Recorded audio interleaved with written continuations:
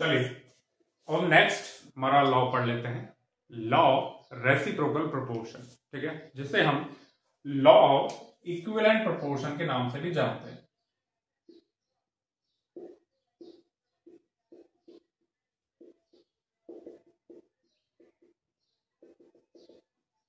ठीक है, okay. Scientist थे रिचर, उन्होंने इसे दिया था। कौन सा जीके का पेपर देना है? देखो ये जे एडवांस वाले इसको जरूर पढ़े। अगर इसको कोई नीट वाला देख रहा है तो वो स्किप कर सकता है इस लॉ को। ठीक है, ओके। क्या कहता है ये लॉ, सुनो ध्यान से। ये लॉ कहता है कि when two elements, मान लो वो A एंड B हैं, combined separately with third element, let's say C। हाँ, वो third element let's say C से कंबाइन करते हैं, देन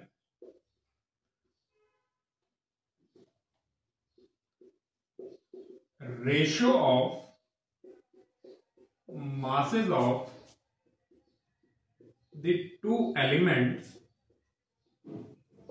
कौन कौन से A एंड B के ratio of masses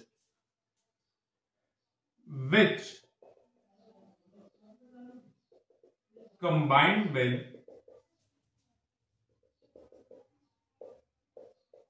fixed mass of third element C will be same or simple whole number multiple of the ratio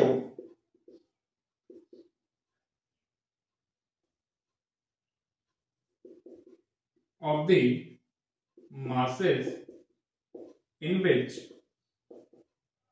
they combine, they मतलब A and B, with each other।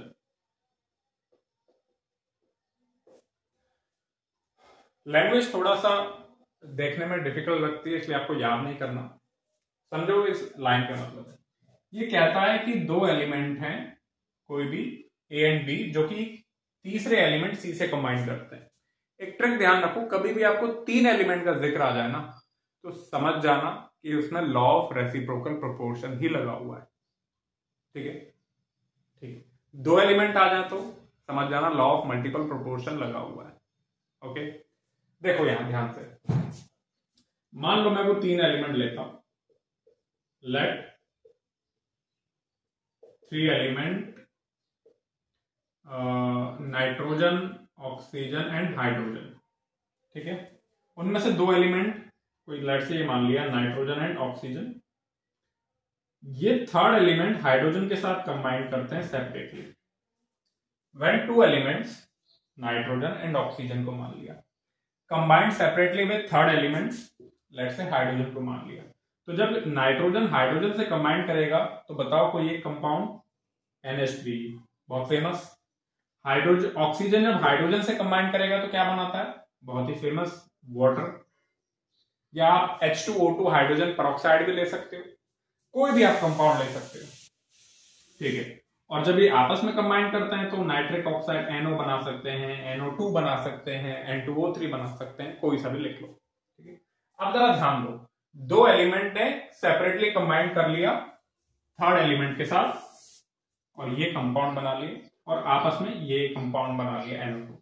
अब कह रहा है कि ratio of the masses of the to element, ratio of the masses of the to element, इस nitrogen और oxygen के मास का रेशियो, कौन सा रेशियो लेना है, जो कि कंबाइन करते हैं with fixed mass of third element. अब यहां पर मैं हाइड्रोजन को फिक्स करता हूं, सुनो आप ध्यान से, नाइट्रोजन अमोनिया से बना रहा है और ऑक्सीजन वाटर बना रहा है। नाइट्रोजन का कितना मास है यहाँ पर 14 ग्राम और हाइड्रोजन का कितना है 3 ग्राम। इसको 1 मोल मान लो तो उसमें 14 ग्राम नाइट्रोजन है और 3 ग्राम हाइड्रोजन। ये 1 मोल है तो इसके अंदर 2 ग्राम हाइड्रोजन है और 16 ग्राम ऑक्सीजन। ठीक है, अब ratio of masses of two elements which combined with fixed mass of third element. अब इस थर्ड एलिमेंट के मास को फिक्स करो जरा, किसी एक मास पे फिक्स करो। 3 ग्राम है यहाँ पर, 2 ग्राम है, एलसीएम लेकर के लेट से 6 ग्राम पे फिक्स कर दिया। 6 ग्राम पे इसको फिक्स कर दिया, फिक्स हो गया। अब इस थर्ड एलिमेंट के फिक्स्ड मास के साथ नाइट्रोजन का कितना अमाउंट कंबाइंड हो रहा है? 3 ग्राम के साथ 14 ग्राम है तो 6 ग्राम के साथ 28 ग्राम, 2 ग्राम के साथ 16 ग्राम है तो 6 ग्राम के साथ 48 ग्राम।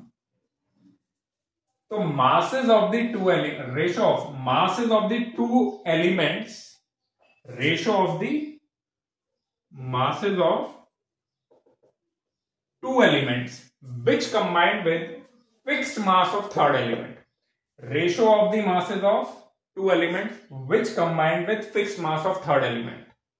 ठीक है, ये निकाल लिया, ये निकाल लिया, ratio of the masses of two element निकाल लिया। ठीक है, विल बी सेम या simple whole number multiple of the ratio of the masses in which they combine, in which they, यहां लिख लो, combine with each other to form compound. ये आपस में कंबाइन करना तो क्या बना रहा है? NO2। अब इसमें रेशियो निकालना 14 ग्राम एंड 32 ग्राम। ठीक है, ठीक है। अब ये रेशियो ऑफ द मासेस है, ये वाला जो कि कंबाइन करते हैं with fixed mass of third element, और ये रेशियो ऑफ द मासेस है, ये क्या है? रेशियो ऑफ द मासेस है, ये वाला ratio of the masses of A and B which combined with each other. ठीक है, अब ये दोनों जो रेशियो हैं या तो बराबर आएंगे या आपस में एक दूसरे का होल नंबर मल्टीपल आएंगे, सिंपल होल नंबर मल्टीपल। ठीक है, ठीक है। जैसे कि इसको आप और सॉल्व करोगे तो 428 और 12, 7:12 आ गया। इसको और सॉल्व करोगे तो 214 और ये 16, 7। ये तो है ratio of the masses of A and B which combined with fixed mass of third element, और ये है ratio of the masses of the two elements A and B in which they combined with each other. अब ये दोनों आपस में या तो सेम होंगे या एक दूसरे का सिंपल होल नंबर मल्टीपल होंगे। सेम तो नहीं है लेकिन होल नंबर मल्टीपल जरूर है। जरा ध्यान देना, 7:12 दिख रहा है ना? हाँ दिख रहा है। और 7:16, इनका आपस में रेशो का आपस में रेशो देखो, बड़ा रेशो निकालना है हमको। रेशो का आपस में रेशो क्या आएगा? 16 12 4 16 4 4:3। यानी इन दोनों रेशोस का आपस में जो रेशो आया वो क्या आया? 4:3 आया। इसे आप सिंपल होल नंबर मल्टीपल मान सकते हो। ठीक है, ठीक है। हालांकि ये आपको उटपटांग लग सकता है, बट ये रेशोस का जो आपस में रेशो आया है वो क्या आया है? एक सिंपल होल नंबर रेशो आया कि नहीं आया? अरे 4:3, 4:3 सिंपल होल नंबर रेशो है कि नहीं है? ठीक है, ये क्या है? ये है रेशो किसका? Ratio of the masses of the two elements and this. इन दोनों का जो रेशो निकल करके आया है वो क्या निकल करके आया है? 4:3 निकल करके आया है। सिंपल होल नंबर रेशो है कि नहीं है? बिल्कुल। ठीक है, ठीक। I hope. एक एग्जांपल और लेता हूं, लिखो यहां पर।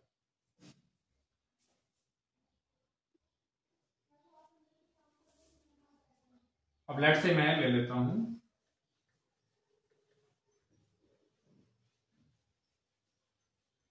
3 एलिमेंट और ले लेता हूं, लेट से कार्बन, हाइड्रोजन एंड ऑक्सीजन।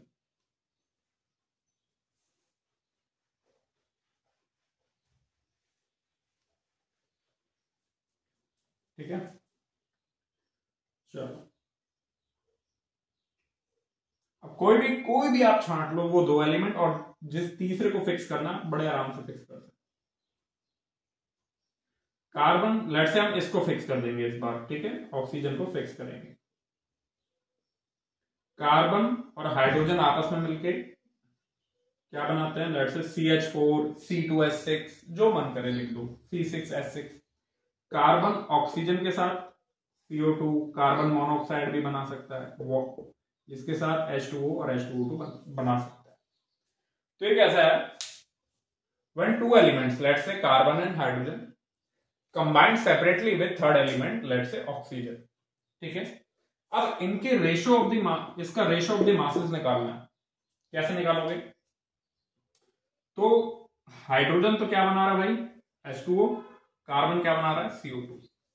अब इसमें आपको हाइड्रोजन और कार्बन का रेशो लेना है जो कि फिक्स्ड मास ऑफ ऑक्सीजन के साथ कंबाइन हो रहा है। पहले तो ये आ गया 2 ग्राम 16 ग्राम, ये आ गया 12 ग्राम और ये 32 ग्राम। कैसे आया समझ गए, 1 मोल मान के हमने मासेस निकाल लिए, ठीक है। अब आपने ऑक्सीजन को फिक्स करना है, कितने पे कर दो फिक्स, लेट से फिक्स एट 16 ग्राम। तो 16 ग्राम के साथ हाइड्रोजन कितना है आपका, 2 ग्राम, और यहां 32 के साथ 12 है, तो 16 ग्राम के साथ कार्बन कितना हो रहा होगा, 6 ग्राम। नीचे ले आओ 6, ये आ गया 1:3। ये कौन आ गया, ratio of the masses of two element which combined with fixed mass of third element, this, ठीक है। अच्छा, अब आपको निकालना है ratio of the masses in which they combined with each other, यानी कार्बन और हाइड्रोजन जब आपस में कंबाइन होते हैं तब उनका रेशो क्या है, 12 ग्राम और ये 4 ग्राम, 4 × 12 3:1, ठीक है, ठीक है। अच्छा, ये तो कार्बन का, ये अच्छा सॉरी, ये हाइड्रोजन है, ये कार्बन आया, तो ये कार्बन है और ये हाइड्रोजन आया, तो यानी 1:3 हाइड्रोजन और ये कार्बन, ठीक है। अब जरा ध्यान दो, रेशो ऑफ द मासेस दिख रहा है,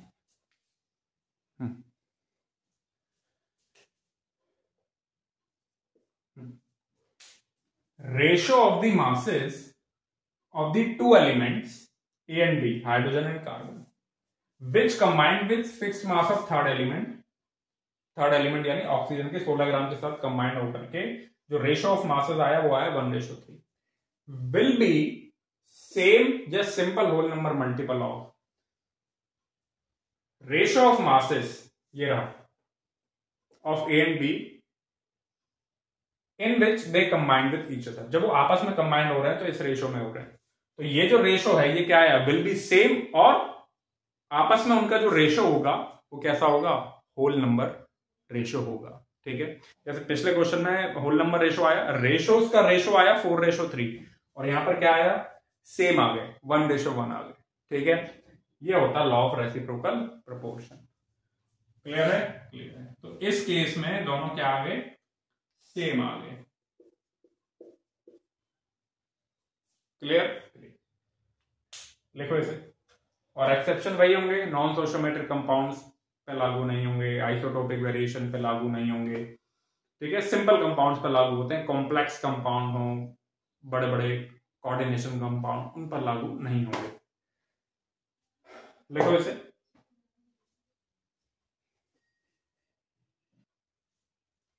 हाँ, ठीक है।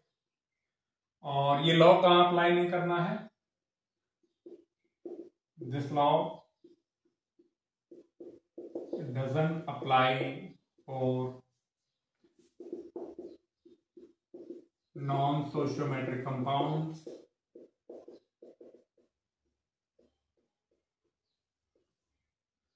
और आपका फॉर आइसोटोपिक वेरिएशन, जहां आइसोटोप्स आ जाए,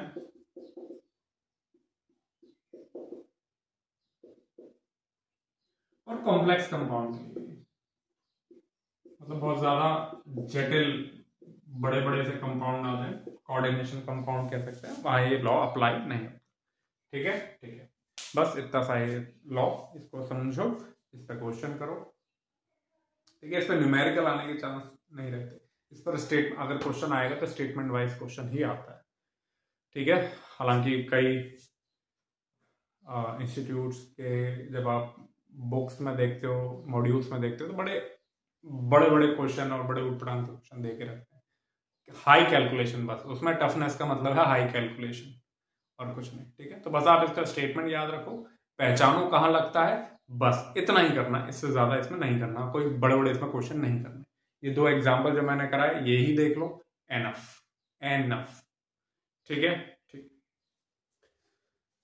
अब नेक्स्ट बढ़ते हैं, Gay Lussac's law of gaseous volume, लिखो इसे।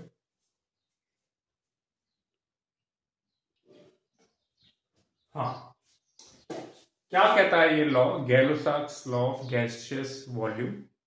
देखो ये लॉ कहता है, पहले मैं स्टेटमेंट लिख देता हूं,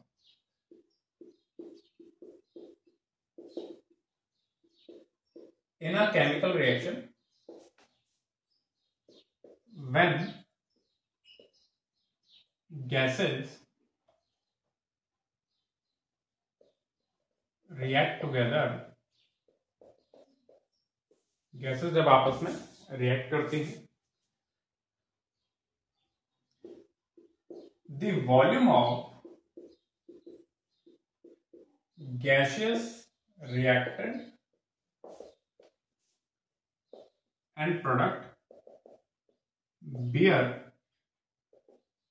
simple whole number ratio, यानी कंप्लीटली सोशियोमेट्री को फॉलो करता है। मैं लिख देता हूं, ratio will be according to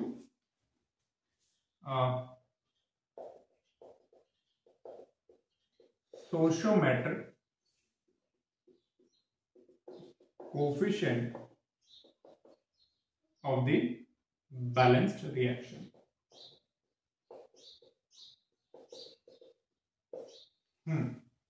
ठीक है, ठीक है। In a chemical reaction when gases react together under same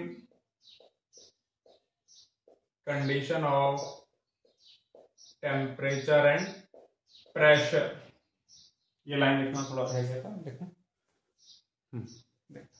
under same condition of temperature and pressure. सुनो भाई ध्यान से, फॉर एग्जाम्पल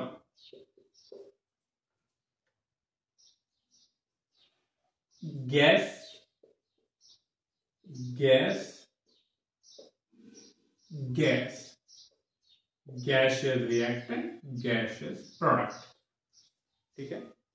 तो रिएक्शन बैलेंस है, तो इनमें जो वॉल्यूम का रेशो होगा ना, the volume of the gaseous reactant and product bear simple whole number ratio. क्या होगा कि भैया 2 volume of H2 react with 1 volume of O2 and produce, ये दोनों खत्म होकर के 2 वॉल्यूम ऑफ H2O बनाएंगे, ठीक है। अब सुनो क्या मतलब है, अभी ठीक से क्लियर नहीं हुआ। आपने यहां पर, अगर आप, इससे मतलब क्या है, गैसियस रिएक्टेंट प्रोडक्ट है, आप यहां पर लिखना चाहते हो, या मैंने वॉल्यूम शब्द का इस्तेमाल कर दिया, आप चाहो तो वॉल्यूम को अब यार प्रॉपर यूनिट में लिख सकते हो। आप लिख सकते हो 2 लीटर ऑफ H2 रिएक्ट कर रहा है 1 लीटर ऑफ O2 से और बना रहा है 2 लीटर ऑफ H2O, आप ऐसे लिख सकते हो। आपका मन है कि सर मैं लिखना चाहता हूं कि 2 ml ऑफ H2 रिएक्ट कर रहा है 2 ml of 1 ml of O2 से और बना रहा है 1 ml ऑफ H2, ऐसे भी लिख सकते हो।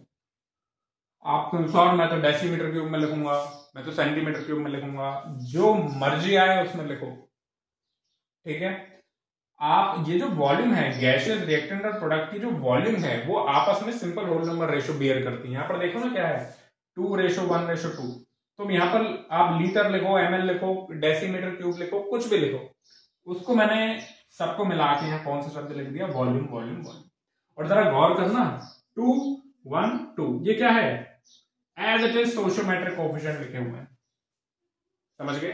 So the ratio will be according to stoichiometric coefficient of the balanced chemical reaction. समझ गए? समझ गए। जैसे कि एक और रिएक्शन लो, नाइट्रोजन गैस हाइड्रोजन गैस से रिएक्ट करके अमोनिया गैस बनाती है, रिएक्शन को बैलेंस किया। अब आप कहना चाहते हो कि आपकी 1 ml नाइट्रोजन N2 कितने ml हाइड्रोजन से रिएक्ट करेगी, तो बड़े आराम से लिख दो स्टोइचोमेट्रिक कोएफिशिएंट के अकॉर्डिंग कि 1 ml नाइट्रोजन 3 ml हाइड्रोजन से रिएक्ट करेगी और 2 ml अमोनिया बनाएगी, बिल्कुल अकॉर्डिंग टू स्टोइचोमेट्रिक कोएफिशिएंट। इसको हम सही ओवरऑल लैंग्वेज में क्या लिखेंगे कि 1 volume of N2 reacting with 3 volume of H2 and forming 2 volume of ammonia. अब आप इस वॉल्यूम की जगह लीटर लिख दो, ml लिख दो, डेसीमीटर क्यूब लिख दो, सेंटीमीटर क्यूब लिख दो, जो कोई भी वॉल्यूम की टर्म लिख दो। वो जो वॉल्यूम की टर्म का जो रेशो होगा ना वो हमेशा 1:3:2 होगा, समझ गए? और वो अकॉर्डिंग टू स्टोइचोमेट्रिक कोएफिशिएंट होगा। अब तुम लोगों ने अगर स्टोइचोमेट्री पढ़ी है तो तुमने स्टोइचोमेट्री में ये एक लाइन ये भी पढ़ी होगी।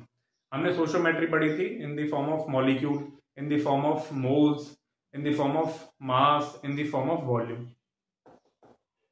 ठीक है, ठीक है, चलो बस ये था Gay Lussac's law of gaseous volume. Simple है, सिंपल। अच्छा एक बात का ध्यान रखना, मॉलिक्यूल, मोल्स और वॉल्यूम यही है जो इनका जो रेशो है वो as it is stoichiometric coefficient के अकॉर्डिंग आता है। फॉलो रेशो अकॉर्डिंग टू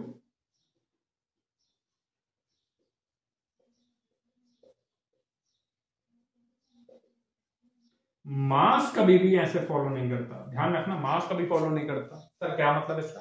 इसका मतलब यह है कि अगर तुम इसको मॉलिक्यूल की टर्म में लिखना चाहो, या थोड़ा मैं अब इस लॉ से हटके कुछ बोल रहा हूं, आप इसको 1 मॉलिक्यूल N2 3 मॉलिक्यूल H2 से रिएक्ट करके 2 मॉलिक्यूल अमोनिया बना रहा है, बिल्कुल किसके अकॉर्डिंग बोल दिया आपने? स्टोइचोमेट्रिक कोएफिशिएंट के अकॉर्डिंग। आप मोल्स को भी बोल सकते हो स्टोइचोमेट्रिक कोएफिशिएंट के अकॉर्डिंग कि 1 मोल N2 3 मोल H2 से रिएक्ट करके 2 मोल अमोनिया बना रहा है, बोल सकते हो।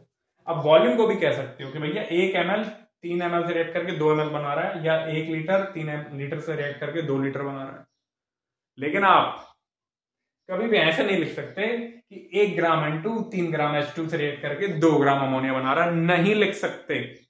ठीक है, आपको पहले जो मोल है ना, 1 मोल N2 का मास निकालो, 3 मोल H2 का मास, फिर 2 मोल अमोनिया।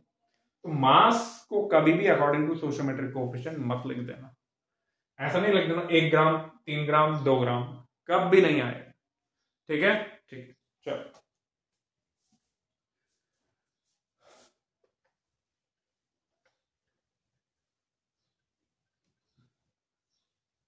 अब जैसे कि आपसे मैंने कह दिया इसी क्वेश्चन को, इन a vessel 100 ml H2 and 100 ml O2 are present which react to form H2O vapor.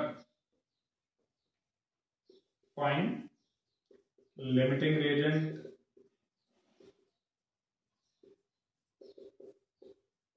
amount of water vapor formed. ठीक है, अब जरा ध्यान दो, आपने रिएक्शन लिख ली,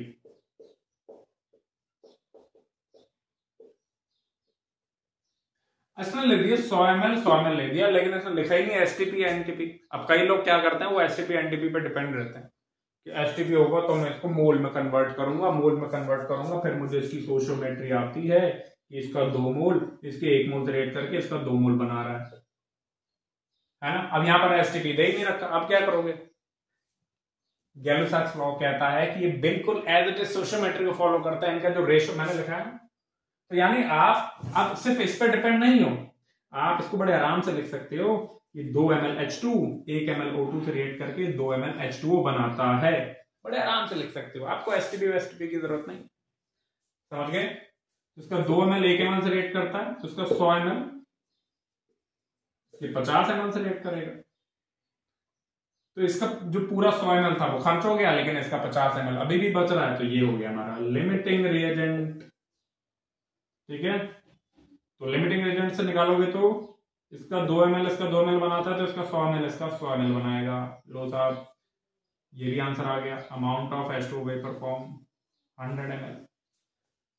ठीक है, तो हर जगह एसटीपी पे आपको डिपेंड रहने की जरूरत नहीं। ठीक है, यह है सिंपल गैलो-साक्स लॉ, और ये सिर्फ गैसेस पर अप्लाई होता है। क्लियर है? क्लियर। लिखो इसे।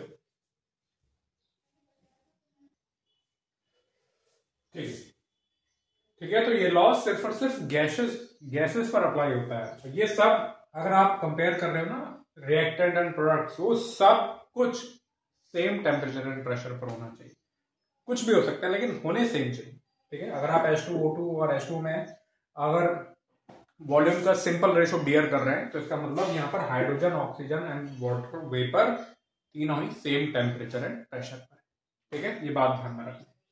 चलो, ऐसा नहीं कि यहाँ से वाटर बना वेपर, तो उसको ले जाके किसी अलग टेम्परेचर प्रेशर पर आप उसको फिर कैलकुलेट कर रहे हो, ऐसा नहीं। ठीक है, चलो अब नेक्स्ट हम बात करते हैं एवोगाड्रो लॉ। देखो मैं मिटाता हूं।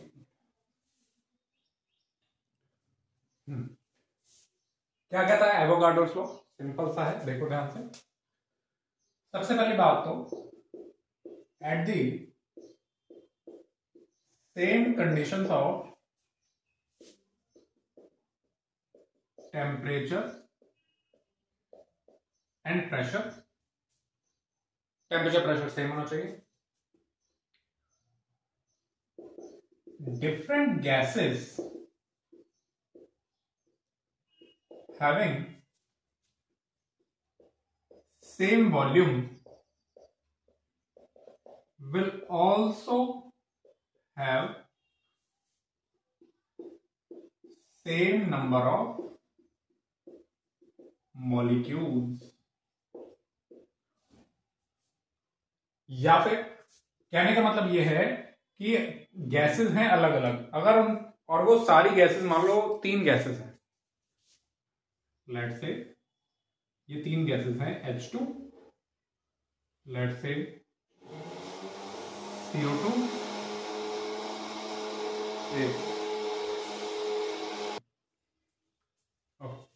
और लेट्स से अमोनिया। ठीक है,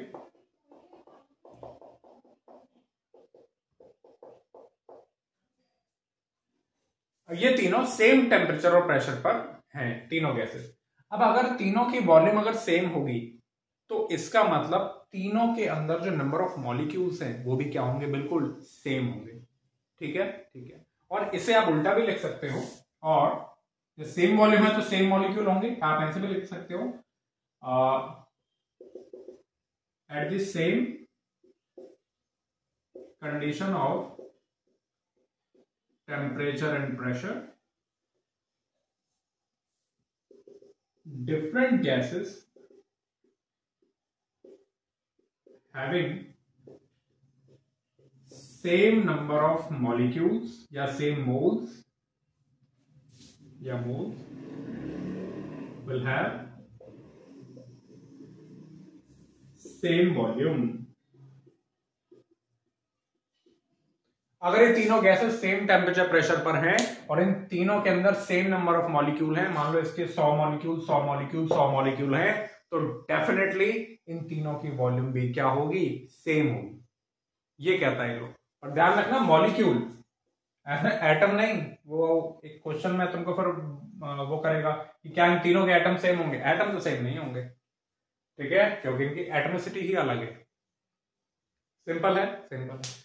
इसका एक प्रूफ हम आपको दे देते हैं। जैसे कि आपको और कोई टेम्परेचर एंड प्रेशर की कंडीशन तो पता नहीं है, लेकिन आपको एसटीपी तो पता होता है। मान लो मैंने कंडीशन रख दिया ये तीनों एसटीपी पर हैं, ठीक है, 0 डिग्री सेंटीग्रेड पर हैं, 1 atm प्रेशर पर हैं। तो मान लो इनकी वॉल्यूम तीनों की मैं सेम रख देता हूं, 22.4 लीटर, 22.4 लीटर, 22.4 लीटर, तीनों की वॉल्यूम सेम है। अब मुझे बताओ तीनों के नंबर ऑफ मॉलिक्यूल सेम होंगे कि नहीं? बिल्कुल होंगे। इसका 1 मोल या Na मॉलिक्यूल्स, 1 मोल 1 मोल, यानी 1 मोल H2, 1 मोल CO2, 1 मोल अमोनिया, या इसको उल्टा बोल दो, ठीक है, ये कितना हो गया? 1 मोल 1 मोल 1 मोल, या फिर इसको उल्टा बोल दो, तीनों एसटीपी पर हैं, 1 मोल H2, 1 मोल CO2, 1 मोल अमोनिया, तो इन तीनों की वॉल्यूम भी क्या होगी? सेम होगी, ठीक है, सिंपल सवाल, एवोगाड्रो। ओके, चलो लिखो इसे।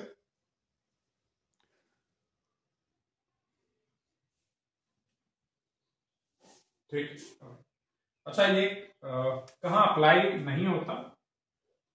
ये जो लॉ है, do not apply it for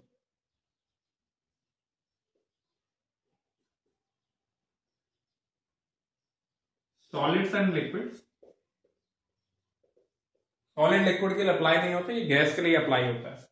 और दूसरा, वो जो गैसेस होने चाहिए ना, do not apply for non ideal gases, ये आइडियल गैसेस के लिए ही अप्लाई होता है। अब 11th वाले हैं वो आइडियल नॉन आइडियल नहीं समझते, स्टेट्स ऑफ मैटर में पढ़ोगे क्योंकि एडवांस के सिलेबस में तो वो है ही गैसेस स्टेट में।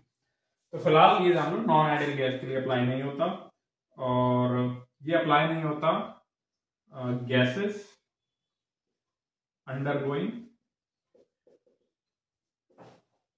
एसोसिएशन और डिसोसिएशन। क्या मतलब है इसका? मान लो तुमने इसमें भर के रख दिया PCl5, एक गैस भर के रख दी, और वो जाकर के ब्रेक हो जा रही है अंदर, तो ये गैस अप्लाई नहीं होगा। मतलब तुमने ऐसा टेम्परेचर कंडीशन सेट किया है जिस पर ये डिसोसिएट हो जा रही है, तो ये लॉ अप्लाई नहीं हो पाएगा, क्योंकि देखो ना, नंबर ऑफ मॉलिक्यूल डबल हो गए। या फिर ये तो हो गया डिसोसिएशन, एसोसिएशन हो जाए, मान लो 2 मॉलिक्यूल मिलके एक बना लिया, एसोसिएशन हो जाए, तब भी अप्लाई नहीं होता। और भी हैं ऐसे, तो एक्सट्रीमली डेंस कंडीशन का नहीं होता, जहां लगभग गैस का लिक्विफिकेशन होने वाला, ठीक है। तो ये थे आपके लॉज, कौन कौन से?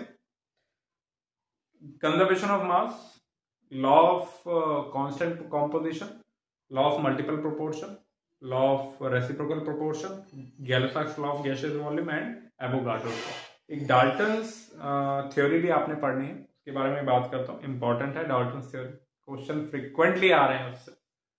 ओके, कोई भी एग्जाम हो आपका, मेंस में आ जा रहे हैं, नीट में आ रहा है, आया इस बार डाल्टन्स लॉ का। ओके, डाल्टन्स लॉ नहीं, सॉरी, डाल्टन्स थ्योरी। ओके, तो एक बात ध्यान रखो, अगर आपको वो ट्रिक याद कर लो, अगर आपको मान लो, मैं आपको बता देता हूं, कंफ्यूजन जो है वो 3 जगह होती है।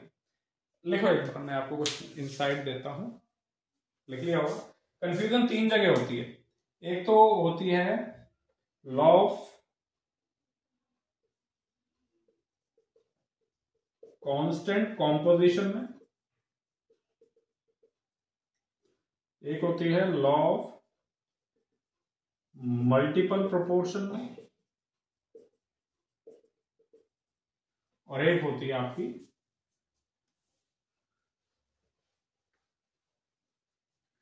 लॉ ऑफ रेसिप्रोकल प्रोपोर्शन में। सारी कंफ्यूजन बस यही होती है कि भैया बताओ यहां पर कौन सा लॉ अप्लाई है, तो आप और कोई भी लॉ होगा बड़े आराम से बता दोगे, इन लॉ में कंफ्यूजन हो जाती है। तो जरा ध्यान दो, कांस्टेंट कॉम्पोजिशन या डेफिनेट प्रोपोर्शन में अगर आपको मान लो सेम कंपाउंड दे रखा है, एक ही कंपाउंड की बात है, ओनली वन कंपाउंड, भैया एक ही कंपाउंड है, ये अलग अलग सोर्सेज से मिल रहा है या अलग अलग तरीकों से ये बन रहा है, एक ही कंपाउंड का जिक्र हो रहा है, तो समझ जाओ कि उसमें कौन सा है, लॉ ऑफ कांस्टेंट कॉम्पोजिशन लगा हुआ है। अब ये क्या है composition, law of constant composition, मैंने पढ़ा दिया। अगर एक ही कंपाउंड की बात हो रही है अलग अलग सोर्सेज से या अलग अलग मेथड्स ऑफ प्रिपरेशन से, तो समझ जाओ ये है। लॉ ऑफ मल्टीपल प्रोपोर्शन, अगर कभी सिर्फ और सिर्फ दो एलिमेंट्स का जिक्र हो गया, यहां तुमको दिख गया दो एलिमेंट्स, फिर आगे कुछ कुछ लिखा हुआ है, ये मिलकर के दो या दो से ज्यादा कंपाउंड बनाते हैं, तो उनका जो रेशो वेशो और फालतू की वो टेक्निकल लाइनें लिखी हो, दो एलिमेंट जहां दिख गया समझ जाओ मल्टीपल प्रोपोर्शन। और रेसिप्रोकल प्रोपोर्शन, ये तो और भी खतरनाक है, इसकी तो डेफिनेशन याद ना हो, इसकी और इसकी तो याद ही नहीं होती। तो समझ जाओ तीन एलिमेंट का जिक्र हो गया, क्वेश्चन पढ़ो उसमें टोटल एलिमेंट का जिक्र देखो, कितने एलिमेंट का जिक्र है, तीन एलिमेंट का जिक्र दिख गया, ये लगा देना, काम बन जाएगा। वो कह रहा है कि भैया दो एलिमेंट हैं जो कि तीसरे एलिमेंट के साथ कंबाइंड, तीसरा एलिमेंट, दो एलिमेंट, तीसरा एलिमेंट, अहो रेसिप्रोकल प्रोपोर्शन, काम खत्म। वो कह रहा है दो एलिमेंट है जो कि दो से ज्यादा, दो या दो से ज्यादा कंपाउंड बनाते हैं, तुमने देखा दो एलिमेंट से ज्यादा का जिक्र ही नहीं है, मल्टीपल प्रोपोर्शन। क्लियर? ठीक है भैया, एक कंपाउंड है वो अलग अलग सोर्सेज से मिलता है या फिर अलग अलग मेथड से बनाया जाता है, तो उसके अंदर अच्छा एक ही कंपाउंड है, अलग अलग सोर्स की बात हो रही, लॉ ऑफ कांस्टेंट कंपोजिशन या लॉ ऑफ डेफिनेट प्रोपोर्शन। ठीक है, तो आई होप आप लोगों को ये चीजें क्लियर। लिखिए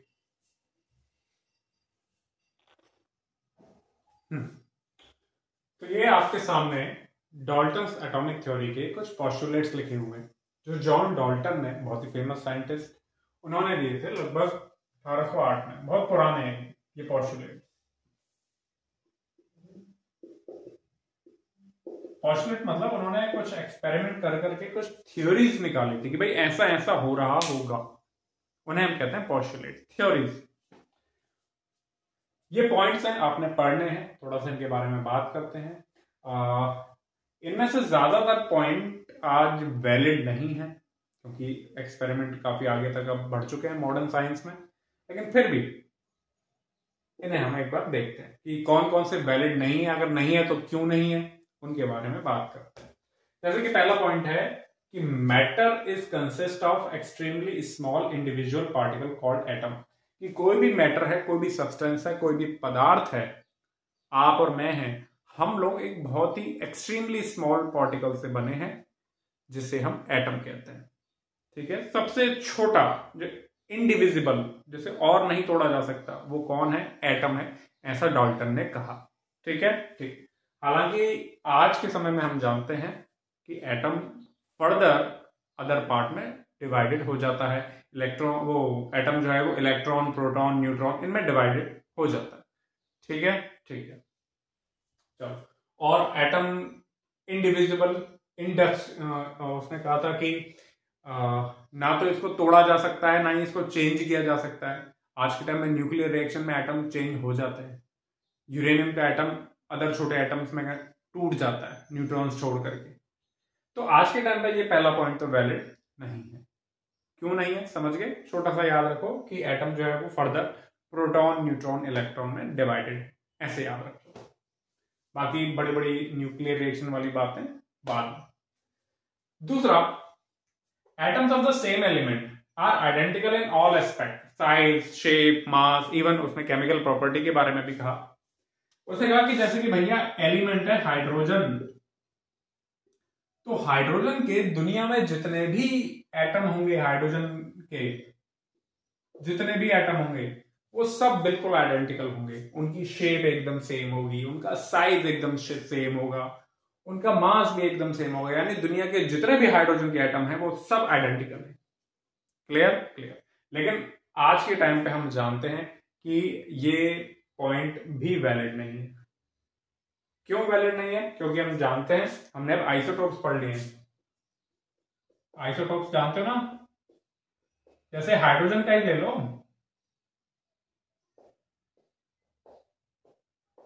प्रोटियम, ड्यूटेरियम एंड ट्रिटियम, एक ही एलिमेंट के एटम्स हैं और इनका मास अलग अलग है कि नहीं है? ठीक है, इवन इनकी प्रॉपर्टी भी, केमिकल प्रॉपर्टी भी अलग है। ये रेडियो एक्टिव होता है, ये दोनों नहीं होते। समझ गए? ठीक है, तो ये सेकंड पॉइंट भी आज के समय में वैलिड नहीं है। क्यों नहीं है मैंने बताया। थर्ड है, atoms of different elements are different in all aspect, size, shape, mass, chemical property. ठीक है, जो अलग अलग एलिमेंट्स हैं, लेट्स से उसने कहा कि भैया हाइड्रोजन है और कार्बन है, इसका जो एटम होगा और इसका जो एटम होगा वो हर तरीके से अलग होगा, साइज में भी, शेप में भी, मास में भी, ठीक है। लेकिन आज के समय में हम जानते हैं कि अलग अलग एलिमेंट्स के साइज और शेप तो छोड़ो, मास पे ध्यान दो, इसे अच्छे से समझते हो। अलग अलग एलिमेंट्स के मास भी, अलग अलग एलिमेंट्स के एटम्स के मास भी सेम हो सकते हैं। कैसे? आइसोबार नाम तो सुना होगा, आइसोबार, ठीक है। तो जैसे कि मैं आपसे कहूं 6C14 और 7N14 अलग अलग एलिमेंट के एटम है, लेकिन दोनों का मास कैसा है? सेम है। और देखो 18 आर्गन 40, 19 पोटेशियम 40, 20 कैल्शियम 40। पॉइंट्स पढ़ते चलो, साथ में उसकी काट जो हुई है वो भी पढ़ते चलो। तीनों अलग अलग एलिमेंट्स हैं, अलग अलग एलिमेंट्स के एटम है, लेकिन मास सेम है।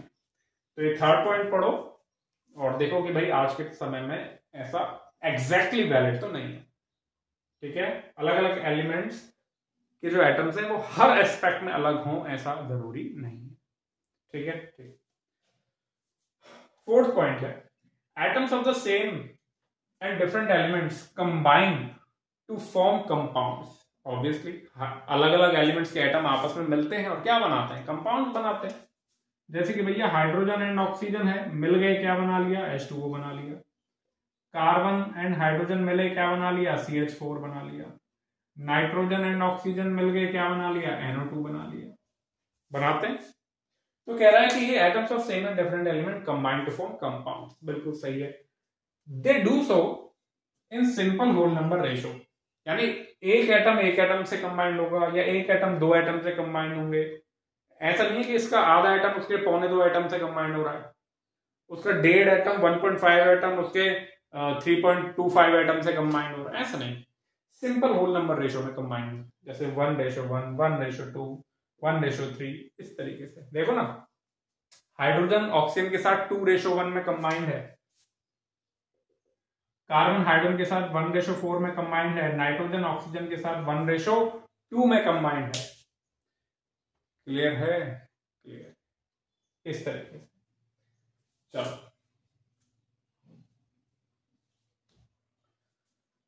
हाँ, अच्छा, इस पॉस्टुलेट के जरिए आपके कौन कौन से लॉ ऑफ कॉम्बिनेशन प्रूफ हो जाते हैं? लॉ ऑफ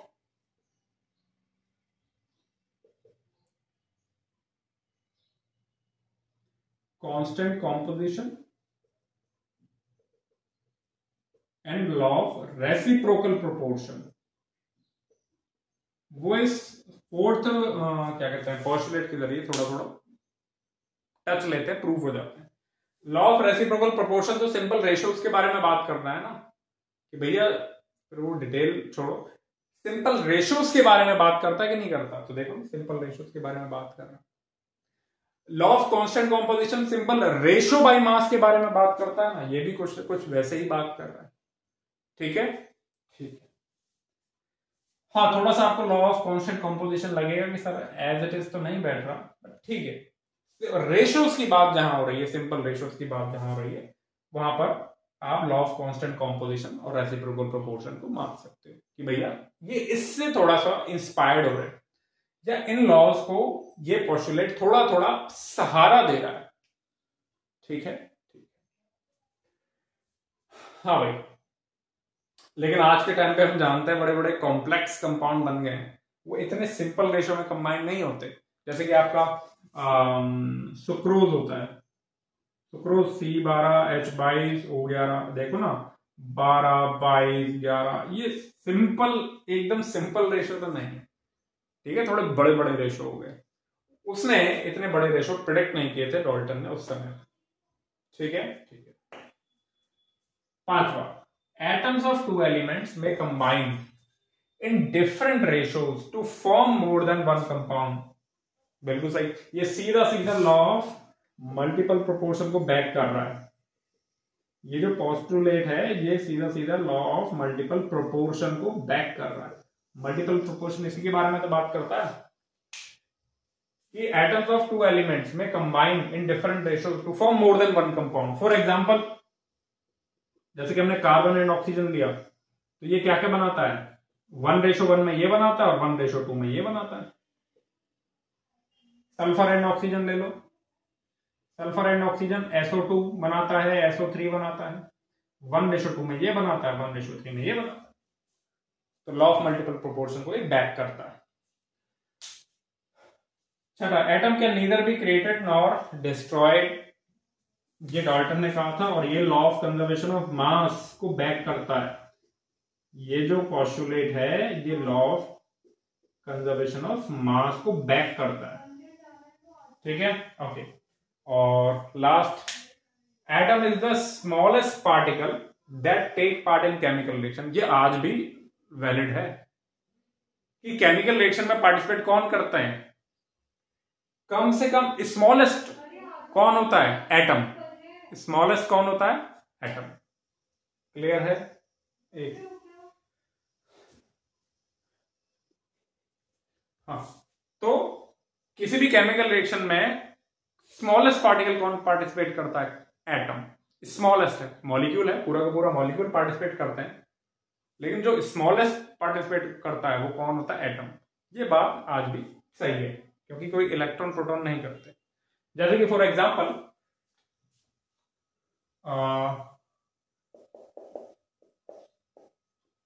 यहां पर ऑक्सीजन के साथ कार्बन का एटम, आपने कार्बन कोयला ले लिया, टुकड़ा ले लिया, कार्बन का एटम यहां पर पार्टिसिपेट कर दे रहा है। मॉलिक्यूल तो कर ही रहे हैं, स्मॉलेस्ट में कौन कर रहा है, एटम कर रहा है, ठीक है, ठीक है। और अब तक एक बात आप लोग समझ गए होंगे कि ये जो डाल्टन लॉ है ये सारे लॉ ऑफ केमिकल कॉम्बिनेशन को प्रूफ कर देता है या उनको बैक करता है, सिवाय एक के, लॉ ऑफ गैसियस वॉल्यूम। ये बहुत इंपॉर्टेंट पॉइंट है, आप लोग लिखे इसे, यहां तक लिखो। अब मैं लिख देता हूं,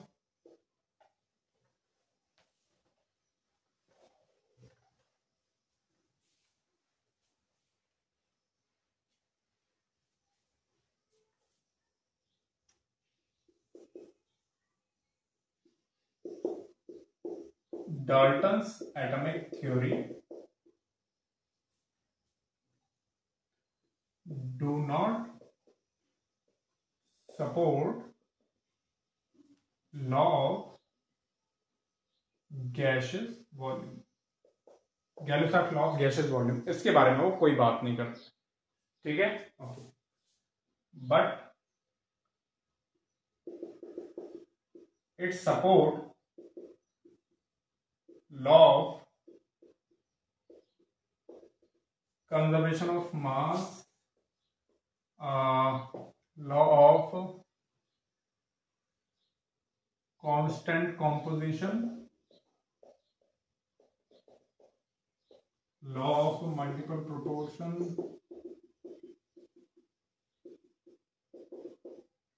और लॉ ऑफ रेसिप्रोकल प्रोपोर्शन, इनको वो सपोर्ट करता है, इनके बारे में वो बात करता है, ठीक है, ठीक है। तो इस तरीके से ये आपके पूरा हो, ठीक है, थैंक यू।